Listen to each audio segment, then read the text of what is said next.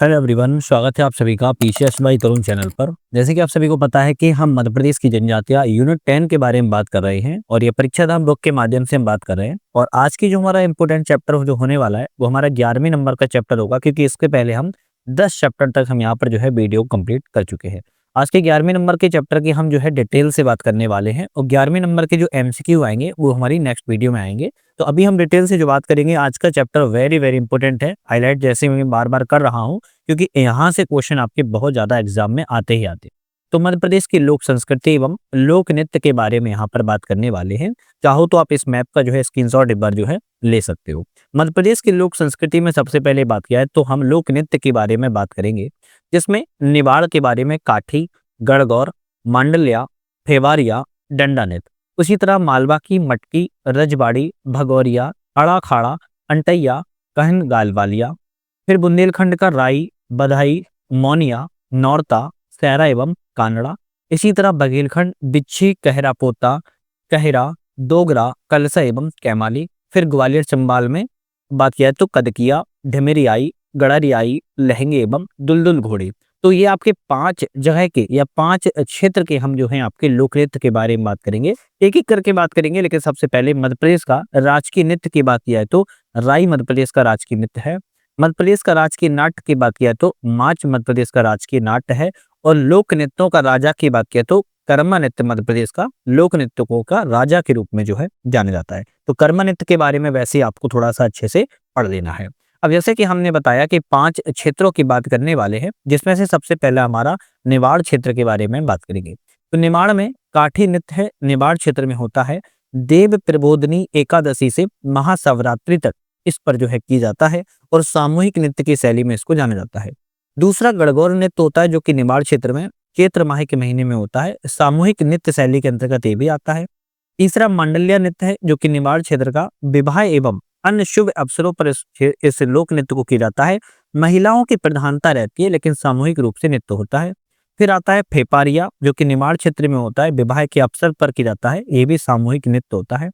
फिर आता है डंडा नृत्य, जो कि निवाड़ क्षेत्र में नई फसल के आगमन पर किया जाता है। नृत्य के दौरान झल्ला एवं दोहा जो है यहाँ पर जो है गाए जाते हैं। तो निवाड़ क्षेत्र के लोक नृत्य जो है आपके 5 हैं: काठी, गणगौर, मांडल्या, फेवारिया एवं डंडा। अब इसी तरह हम बात की जाए तो मालवा क्षेत्र की बात किया है तो मालवा क्षेत्र सबसे ज्यादा इंपॉर्टेंट एग्जाम में आते हैं। मालवा क्षेत्र में सबसे पहले मटकी की बात किया तो मालवा क्षेत्र में विवाह के अवसर पर होता है। महिला की प्रधानता रहती है, एकल एवं सामूहिक दोनों ही रूपों में किया जाता है। इसी तरह दूसरा आता है रजवाड़ी, जो कि मालवा में होता है, विवाह एवं पर्व त्योहार के अवसर पर महिला प्रधान होता है एवं सामूहिक रूप से किया जाता है। फिर आता है भगौरिया, जो कि मालवा निवाड़ क्षेत्र में होता है, होली के समय में महिला एवं पुरुष दोनों की इसमें प्रधानता देखने को मिलती है। अड़ाखाड़ा की बात किया है तो अड़ाखाड़ा जो होता है वो आपका मालवा निवाड़ में होता है, विवाह के अवसर पर, जन्म के अवसर पर, मुंडन संस्कार के अवसर पर महिला और प्रधान सामूहिक नृत्य होता है। फिर होता है अंटैया एवं डांडिया, जो कि मालवा निवाड़ क्षेत्र में शुभ अवसर पर किया जाता है, ये भी पुरुष केंद्रित लोक नृत्य होता है। फिर आपका अंतिम में आता है कहना ग्वालिया, जो कि मालवा क्षेत्र में सावन के अवसर पर किया जाता है। यहाँ से दूध से जुड़े व्यवसाय जैसे ग्वाल, यादव आदि जाति जो है इस लोक नृत्य को जो है करती है। तीसरे नंबर पर आता है बुंदेलखंड क्षेत्र का लोक नृत्य। बुंदेलखंड क्षेत्र के लोक नृत्य की आपको पता ही होगा, कुछ बहुत ज्यादा इंपॉर्टेंट रहते हैं, जिसमें से राई नृत्य बहुत इंपॉर्टेंट है, विवाह एवं पर्व के अवसर पर होता है। मृदंग वाद्यंत्र के साथ तेज गति में जो है बेड़िया जाति के द्वारा जो है किया जाता है। इसके बाद बधाई नृत्य आता है, जो कि बुंदेलखंड में विवाह एवं शुभ अवसर पर किया जाता है। पुरुष महिला वेश में नृत्य जो है करते हैं, जो पुरुष होते हैं वो महिला के वेश में नृत्य करते हैं। इसके बाद मोनिया नृत्य आता है, जो कि बुंदेलखंड में दिवाली के अवसर पर किया जाता है। पैरों में घुंघरू एवं सिर पर मोर के पंख लगाकर इसको जो है मोनिया नृत्य को करते हैं। नौरता नृत्य की बात किया तो नवरात्रि के अवसर पर किया जाता है। कुंवारी जो कन्याएं होती हैं वो सामूहिक रूप से नौरता नृत्य को करती हैं। सहरा या सहरा नृत्य की बात किया तीज के अवसर पर होता है, पुरुष प्रधान होता है यह नृत्य। और कानड़ा नृत्य की बात किया तो विवाह एवं पर्व त्योहार पर किया जाता है और धोबी जाति जो है आपकी बुंदेलखंड में कानड़ा नृत्य को जो है करती है। ठीक है, तो ये कुछ नृत्य थे बुंदेलखंड में जो आपके एग्जाम्स के कॉन्ट्रीब्यूट से इंपोर्टेंट थे। अभी इसी तरह बघेलखंड के क्षेत्र की बात किया है तो बघेलखंड क्षेत्र में भी जैसे आपका बीछी नृत्य है, जो कि शुभ अवसर पर होता है। अहीर जाति के जो पुरुष होते हैं उनके द्वारा इस नृत्य को जो है किया जाता है। कहरा या पोता की बात किया है तो बघेलखंड क्षेत्र में किसी भी शुभ अवसर पर होता है, महिलाओं को एकल या सामूहिक नृत्य के रूप में होता है। इसी तरह कहरा भी शुभ अवसर पर होता है, पुरुष प्रधान होता है। डोगरा की बात करें तो कम वर्षा होने पर इस नृत्य को किया जाता है। भगवान कृष्ण को वर्षा के लिए प्रसन्न करने के लिए अविवाहित जो कन्याएं होती हैं, डोगरा नाम से बुंदेलखंड क्षेत्र में नृत्य को करती हैं। कलसा बुंदेलखंड क्षेत्र में बारात के आगमन पर किया जाता है, सिर पर कलश रखकर नृत्य होता है। और कैमाली की बात करें तो विवाह के अवसर पर होता है। सवाल जवाब की शैली में महिला पुरुष के द्वारा कैमाली जो है नृत्य को किया जाता है। जिस तरह ग्वालियर चंबल की भी बात की जाए तो कत्किया ग्वालियर अचल में चंबल अचल में होता है कत्किया, जो कि कार्तिक माह में किया जाता है। महिलाओं के द्वारा कार्तिक स्नान के समय में किया जाता है। फिर होता है ढिमरिया, जो कि चंबल अचल बुंदेलखंड क्षेत्र में होता है मांगलिक अवसर पर। इस नृत्य में ड्रीमर समुदाय के लोगों के द्वारा पैरों में घुंघरू बांधकर किया जाता है। एक ग्वालियर चंबल में गड़रियाई होता है, जो कि चंबल अचल में शुभ अवसर पर किया जाता है। ग्वालियर चंबल में एक लहंगी भी होता है। सावन भुजरिया एवं कजलिया के समय पुरुष प्रधान शहरीय जनजाति के द्वारा सबसे ज्यादा इस नृत्य को किया जाता है। और दुल्लुल घोड़ी सभी नृत्यों में सबसे इंपोर्टेंट है, जो कि चंबल अचल बुंदेलखंड दोनों में ही होता है। शादी विवाह के अवसर पर जो पुरुष नर्तक विभिन्न मुद्राओं में जो है नृत्य करते हैं, उसको दुल्लुल घोड़ी के रूप में जो है जाना जाता है। तो कुछ ये लोक नृत्य थे जो अलग अलग क्षेत्रों में होते हैं, उसके बारे में बात की। कुछ कंफ्यूजन पॉइंट है, जैसे बुंदेलखंड राई नृत्य में बेड़नी और मृदंग राई का जो है केंद्र होती है, जबकि बघेलखंड राई में ढोलक एवं नगड़ियों द्वारा पुरुष ही स्त्री जो है वेश धारण करके इस नृत्य को जो है करते हैं। तो ये दो कंफ्यूजन पॉइंट रहते हैं। राई नृत्य बुंदेलखंड में भी होता है, बघेलखंड में भी होता है, लेकिन बुंदेलखंड में मृदंग राई का प्रयोग किया जाता है, वहीं बघेलखंड में ढोलक या नगड़ियों पर जो है नृत्य को किया जाता है। एक छोटा सा अपडेट है, हमारा ऐप आ चुका है जिसका नाम है यूपीएससी नट, और इस ऐप पर आपको एमपीपीएससी के लिए हमने प्रीलिम्स प्रैक्टिस सीरीज को स्टार्ट किया हुआ है, जिसपे आप ज्वाइन कर सकते हो। और यूनिट वाइज हम जो है आपको टेस्ट जो है प्रैक्टिस करा रहे हैं एमसीक्यू माध्यम से। तो इसको एक बार जाके प्रॉपर तरीके से देख लेना है चैनल पर जाके, और यूपीएससी ऐप को डाउनलोड करके आप लोग को डिस्क्रिप्शन में लिंक दे दिया, डाउनलोड करोगे वहां पर आपको जो है प्रॉपर तरीके से जानकारी मिल जाएगी। कोई भी जानकारी नहीं रहती है तो आप मुझे अपडेट कर सकते हो, नंबर दिया हुआ है, उस पर फोन जरूर एक बार लगा लीजिएगा। अभी इसी तरह बात किया तो मध्य प्रदेश में जनजातीय नृत्य के बारे में, तो मध्य प्रदेश में कई सारी जनजातीय नृत्य हैं जो अलग अलग नृत्य के रूप में जानी जाती हैं। अब इसमें आपकी एक सबसे पहले गोंड, फिर बेंगा, भारिया, भील, कोरकू और कोल, ये 6 आपकी प्रमुख तौर से ऐसी मध्य प्रदेश की जनजातियां हैं जो कि नृत्य के रूप में जो है जानी जाती है। अब सबसे पहले बात किया तो गौंड जनजाति की बात की जाएगी। गौंड जनजाति जो है सैला नृत्य के लिए सबसे ज्यादा जानी जाती है। इस नृत्य में गौंड एवं कोरकू जनजाति का प्रमुख नृत्य होता है सैला नृत्य, और यह नृत्य जो है शरद ऋतु के समय में किया जाता है। आदिदेव को प्रसन्न करने के लिए इस नृत्य को किया जाता है। हाथों में लगभग 1.25 हाथ के डंडे के कारण इसका नाम जो है सैला पड़ा हुआ है। अब इसी तरह दूसरा आता है कर्मा नृत्य, जो कि जैसे बताया राजा कहा जाता है कर्म नृत्य को, और यह बघेलखंड एवं दक्षिण पूर्वी मध्य प्रदेश में किया जाता है। कर्म नृत्य गोंड जनजाति एवं बैगा जनजाति के द्वारा किया जाता है। इस नृत्य को कर्म सेनी देवी भगवान विश्वकर्मा को समर्पित है। इस नृत्य में महिला और पुरुष दोनों भाग लेते हैं। कर्म नृत्य का नामकरण करम या कदम नामक वृक्ष के कारण जो है पड़ा हुआ है। यह नृत्य वर्षा ऋतु को छोड़कर सभी ऋतुओं में कर्म नृत्य को किया जाता है। कर्म नृत्य की विभिन्न शैलियां हैं, जैसे लंगड़ा, ठाड़ा, लहकी, डोंगस, जितिया, गोड़ी एवं पूर्विया। पैरों की गति के आधार पर कर्मा नृत्य का विभाजन कर्मा यानी, कर्मा याप, कर्मा झुलनी और कर्मा लहकी के नाम से जो है जाना जाता है। तीसरा हमारा नृत्य आता है आपका भड़ौनी नृत्य। भड़ौनी नृत्य विवाह के दौरान जो है किया जाता है। इस नृत्य में महिलाएं नृत्य करते हुए टोंट मारने वाले गीत गाती हैं। इसके एवज में बारात वाले नेगे के रूप में कुछ पैसे भी इसमें जो है दिए जाते हैं। अब इस गोंड जनजाति में ही बात किया तो कुछ अन्य नृत्य भी, जैसे गुदुम में बाजा अनूपपुर में होता है, बिरह, सुआ, कल्पबाड़ी, कहरवा, बिलमा, सार पाटा, झांट पाटा एवं डंडार, ये कुछ आपके नृत्य जो है गोंड जनजाति के द्वारा किए जाते हैं। अब इसमें से सैला और कर्मा नृत्य जो है बहुत ज्यादा महत्वपूर्ण है। दूसरी जनजाति की बात किया तो बैगा जनजाति के द्वारा परधौनी नृत्य इंपोर्टेंट है, जो कि बैगा समुदाय का एक लोकप्रिय नृत्य है, और बारात आगमन पर आपके परधौनी नृत्य को बैगा जनजाति करती है। डिंडोरी जिले के अर्जुन सिंह धुर्वे को कला के क्षेत्र में परधौनी नृत्य में 2022 में पद्मश्री पुरस्कार से जो है पुरस्कृत भी किया गया था। नेक्स्ट आता है रीना नृत्य। रीना नृत्य जो है मंडला बालाघाट की बैगा जनजाति करती है, वार्षिक रूप में करती है। बैगा जनजाति के युवाओं द्वारा की जाने वाला दशहरा से दीपावली तक चलता है। बैगा जनजाति कर्मा, बिमला, बिलमा, सजनी दीवानी, झरपट नाम से जो है नृत्य को किया करती है। उसके बाद आता है भारिया जनजाति के द्वारा किए जाने वाला नृत्य। भारिया जनजाति जो है भड़म नृत्य को करती है। भारिया जनजाति के द्वारा की जाने वाला भड़म नृत्य बहुत प्रमुख है, और यह नृत्य विवाह के अवसर पर किया जाता है। इस नृत्य को गुनुन, शाही भड़नी, भरनौट, भंगम, भड़नई के नाम से भी जो है जाना जाता है। फिर दूसरा नृत्य आता है जो भारिया जनजाति करती है, वो सैतम नृत्य कहा जाता है।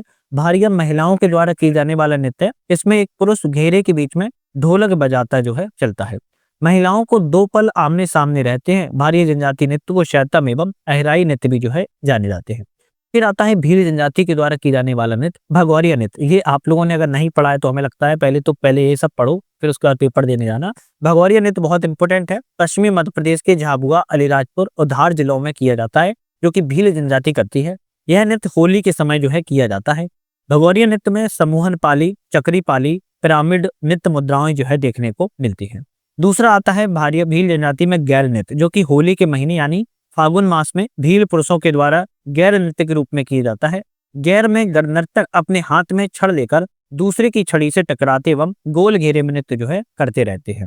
फिर आता है हाथी मना। हाथी मना विवाह के अवसर पर भील जनजाति के पुरुष के द्वारा घुटनों के बल बैठकर तलवार घुमाते हुए नृत्य करते हैं। भील जनजाति में पाली, डोहा, नेवताली, बड़वा, अंटया नाच एवं लोहरी नृत्य को जो है किया जाता है। इसके बाद सहारिया जनजाति के द्वारा की बात किया तो लहंगी नृत्य होता है। सहरिया जनजाति लहंगी नृत्य की बात किया तो सामूहिक नृत्य करते हैं, और यह नृत्य रक्षाबंधन के अगले दिन भुजरिया या कजलिया के दौरान जो है किया जाता है। सहरिया जनजाति में दूसरा नृत्य आता है इंद्र परिनृत्य। सहरिया जनजाति का प्रमुख लोक नृत्य है, जिसमें रागनी नृत्य गाया जाता है। यह नृत्य आयोजन जो है विवाह के समय होता है। सहरिया जनजाति कुछ अन्य नृत्य को भी करती है, जैसे रागनी एवं दुल्दुल घोड़ी नृत्य को भी करती है। इसके बाद कोरकू जनजाति के द्वारा होता है चटकोरा नृत्य। कोरकू जनजाति चटकोरा नृत्य जो है दक्षिणी मध्य प्रदेश में निवास करने वाली करती है। चटकोरा नृत्य में कोरकू जनजाति का प्रमुख है और शुभ अवसर पर जो है किया जाता है। इसके बाद कोरकू जनजाति थापड़ी नृत्य को भी करती है, और ये कोरकू जनजाति के द्वारा थापड़ी नृत्य इंपोर्टेंट है, क्योंकि इसमें ढोलक एवं घुंघरू की महत्वपूर्ण भूमिका जो है होती है। इस नृत्य को पुरुष और स्त्रियां दोनों ही लोग जो है करते हैं। फिर आता है ढांडलिया नृत्य, जो कि कोरकू जनजाति में चैत्र वैशाख में रातों में किया जाने वाला नृत्य होता है, जो कि कोरकू जनजाति ढालेला नृत्य के नाम से जो है इसको जानती है। इसके बाद अगर हम बात की जाए यहाँ पर आपकी ढालिया में 5 प्रकार होते हैं: टाना ढालिया, पड़ोप ढालिया, भील ढालपा, सीडीपी ढालिया और चारचरी ढालपा। कोरकू जनजाति कुछ अन्य नृत्य भी करती है, जैसे चाचरी, चिलुड़री, गादरी एवं ढाड़िया। अलग अलग भाई नाम होते हैं इसके, है ना, थोड़ा बोलने में भी ऊपर नीचे हो जाता है। इसके बाद कोल जनजाति की बात क्या है। कोल जनजाति कोल दह का जो है नृत्य करती है। कोल दह का या कोल दह की कोल जनजाति का सर्वप्रिय नृत्य है। इसका अर्थ होता है अति उत्साह, उमंग एवं ऊर्जा के साथ नृत्य करना। सवाल जवाब गीतों के साथ इस नृत्य को जो है किया जाता है। कुछ अन्य जनजाति भी हैं, जैसे गौर नृत्य मुड़िया जनजाति के द्वारा किया जाता है। सरहुल नृत्य उराव जनजाति के द्वारा किया जाता है, और बाल नृत्य कंवार जनजाति के द्वारा किया जाता है। फिर आता है कहरा नृत्य। कहरा नृत्य की बात क्या है, कोल जनजाति ही करती है। यह नृत्य सारे बघेलखंड में प्रचलित है। कोल जनजाति के अलावा बारी जाति का कहरा नृत्य विशेष रूप से लोकप्रिय है। स्त्री और पुरुष दोनों ही करते हैं। फुरहरी कहरा की विशिष्ट मुद्रा है। कोल जनजाति के नृत्य में दोतलिया और नारंदी नृत्य भी जो है इंपोर्टेंट आता है। मध्य प्रदेश में कुछ स्थानीय खान पान भी है। अगर इसके बारे में बात की जाए तो खान पान और क्षेत्र की बात की जाए, जैसे दाल बाफले तो मालवा क्षेत्र एवं ग्वालियर क्षेत्र में, बगसा विंध्य क्षेत्र में, मेहरी गुंडला बुंदेलखंड क्षेत्र में, दाल पानिया झाबुआ अलीराजपुर में, रसाज इंदहर बघेलखंड में, टिक्किया खीर डिंडोरी में, कुंदे के पेड़े शिवनी में एवं गूलर कबाब इंदौर में जो है खान पान के रूप में जो है जाना जाता है। हालांकि यहाँ से क्वेश्चन कम आते हैं, फिर भी जो है इंपोर्टेंट रहता ही रहता है थोड़ा सा। चल नेक्स्ट बात की जाए मध्य प्रदेश की लोक संस्कृति में लोक नाट्य। अभी हमने लोक नृत्य की बात की है, अब हम लोक नाट्य की बात कर लेते हैं। जैसे निमाड़ क्षेत्र में अलग अलग नाम से गम्मत, स्वांग, ठोटैया, रास मंडल एवं खमरास। वहीं मालवा क्षेत्र में माच, ढोला मारू, गबरी, राग दंगल एवं नकल। बुंदेलखंड में सुहाग, लकड़ बग्गा, रासलीला, रहेस एवं बड़ेती। बघेलखंड में नौटंकी, जिंदवा, छाहोर, मनसुका एवं हिंगला। अब देखो इनके बारे में थोड़ा थोड़ा पढ़ेंगे, जो कि इंपोर्टेंट रहने वाला है।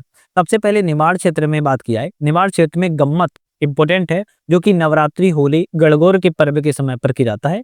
हास्य एवं व्यंग एक सामाजिक घटनाएं या समसामयिक घटनाओं पर आधारित होता है। गम्मत के कलाकार मध्य प्रदेश में सुनील पांडे, ओमकार साहू को जाना जाता है, और गम्मत लोक नृत्य को चूतधार, कुड़ गरिया जो है कहलाते हैं। दूसरा आता है स्वांग। स्वांग जो है निमाड़ चल में किया जाता है और शुभ अवसर पर होता है। गम्मत के समान ही होता है, शुआंग में अवनय की अवधि जो है कम होती है, जबकि मंचन की अवधि अधिक होती है।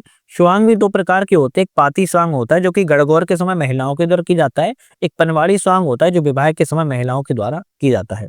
तीसरा आता है थोडैया, जो कि निमाड़चल में विवाह के समय एवं बारात आगमन के बाद होता है। इसमें कलाकार दर्शक दोनों ही महिलाओं के रूप में काम करते हैं, भाग लेते हैं।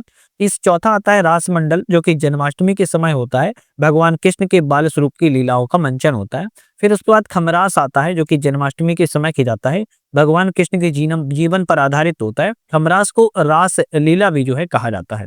अब अभी हमने निमाड़ क्षेत्र की बात की, अब फिर हमारा आता है मालवा लोकनाट्य। मालवा लोकनाट्य में जो है इंपॉर्टेंट है माच, जो कि आपको पता होगा माच जो है मध्य प्रदेश का राजकीय लोकनाट्य है। मध्य प्रदेश सरकार ने इसको राजकीय नाट्य के रूप में घोषित भी किया है। संपूर्ण मालवाचल में होता है, वर्षा ऋतु को छोड़कर पूरे वर्ष और रात्रि के प्रथम प्रहार में इसको जो है किया जाता है। मालवी लोक जीवन पर आधारित होता है।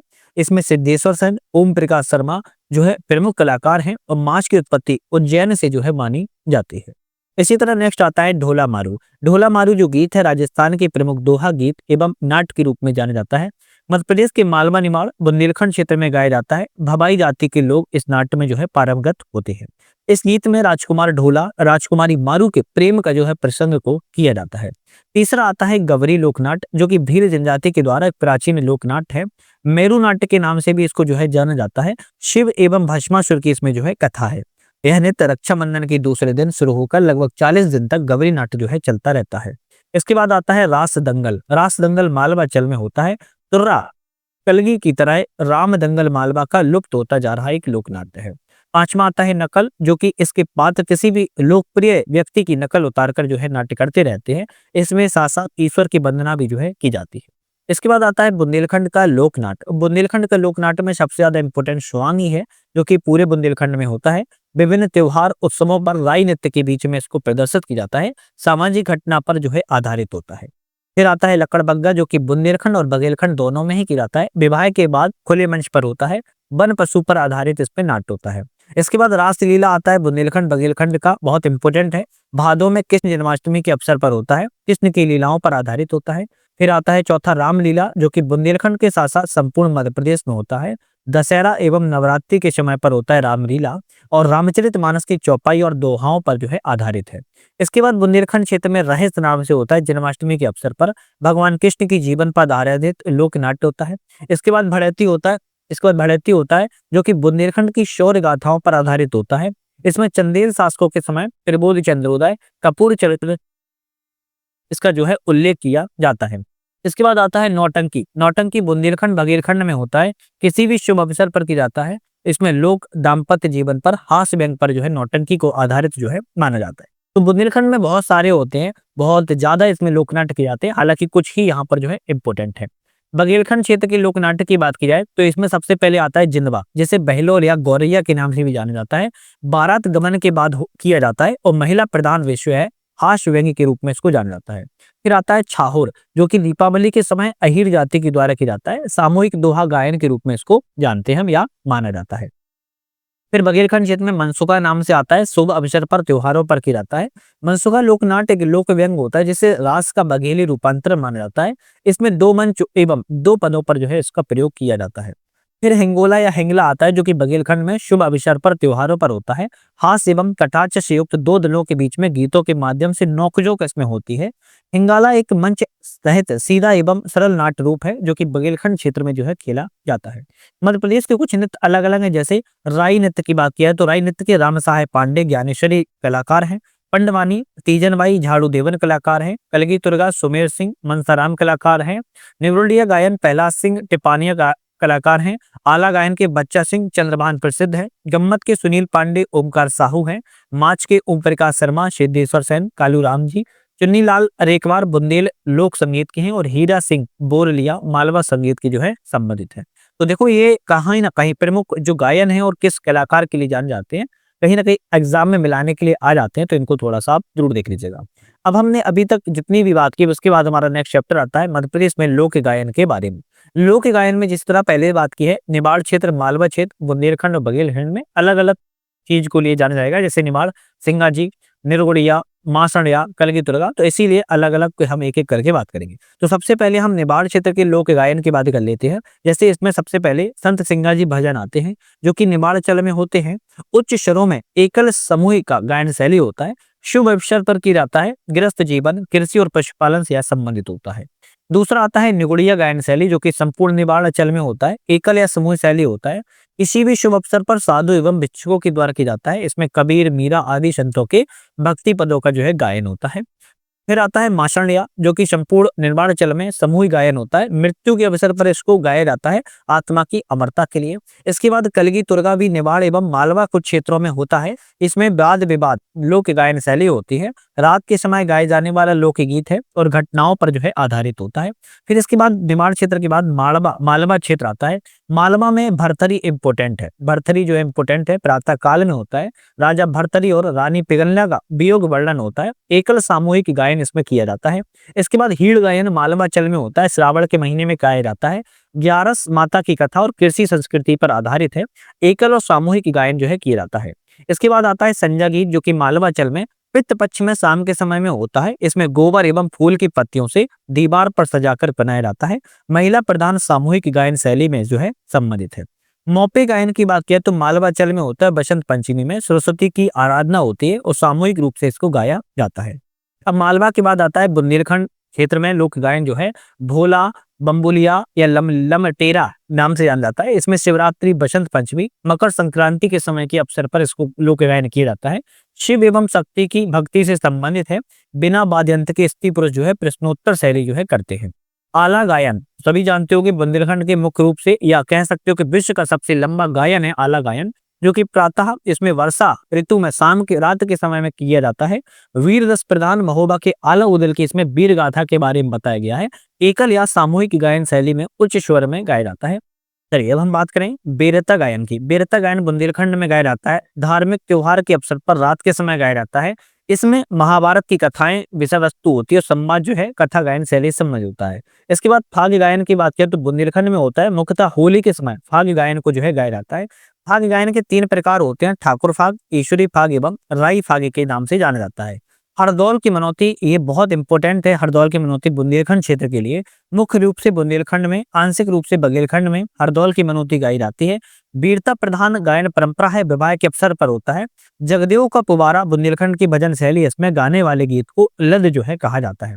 इसके बाद बघेलखंड का लोक गायन से संबंधित बात किया तो बिरहा गायन इंपॉर्टेंट है, जो कि बघेलखंड में किया जाता है। सुनसान जगह पर किसी ऊंची टीले पर बैठकर दीपावली के समय पर सिंगार बिरह गीत होता है। सवाल जवाब की गायनी है शैली होती है।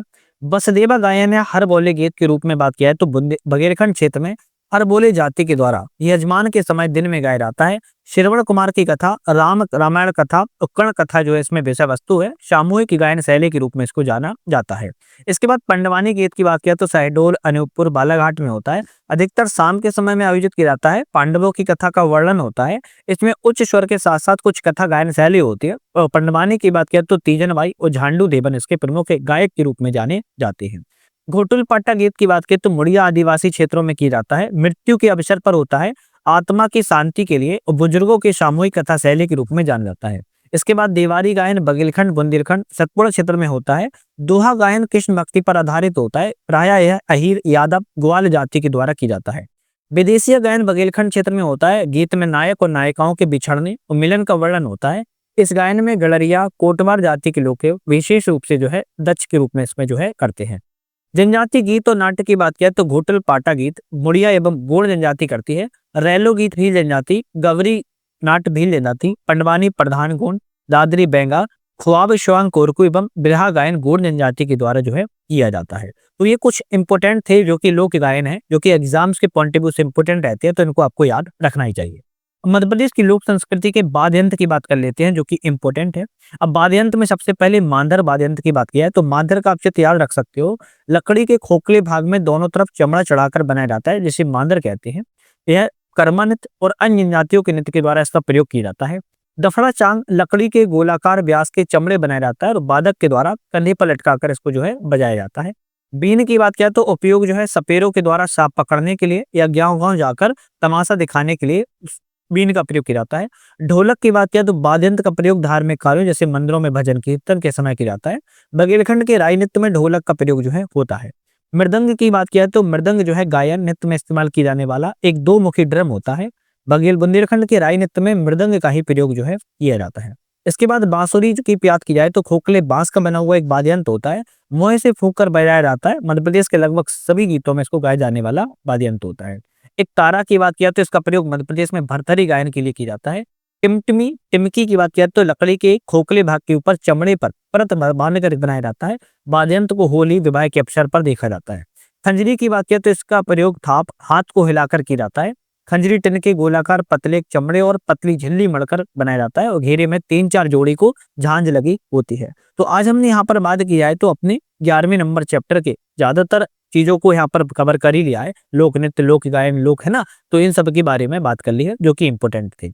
अब इस चैप्टर के 11वें नंबर चैप्टर के हमारे क्या बाकी रह गए, तो एमसीक्यू बाकी रह गए जो कि हम नेक्स्ट वीडियो में बात करेंगे जो कि महत्वपूर्ण होंगे। फिर इसके बाद हमारी एक लास्ट वीडियो और आएगी जनजातियों से संबंधित जो कि फास्ट ट्रैक बात करेंगे एक तरीके से फटाफट, मतलब पूरी 11 चैप्टर का सार जो है 12वें चैप्टर में हम जो है निकालने वाले हैं जो कि इंपॉर्टेंट है। अभी तक आप लोगों ने पिछले चैप्टर्स कवर नहीं किए तो कर लेना, और इसकी वीडियो प्रॉपर एक डायरेक्शन में आपको हमारे ऐप पर मिल जाएगी, यूपीएससी नेट ऐप नाम से, डिस्क्रिप्शन में लिंक दे दिए, वहां से आप लोग जाके ज्वाइन करके जरूर देख लीजिएगा। तो वीडियो पे बने रहने के लिए आप सभी का बहुत बहुत धन्यवाद।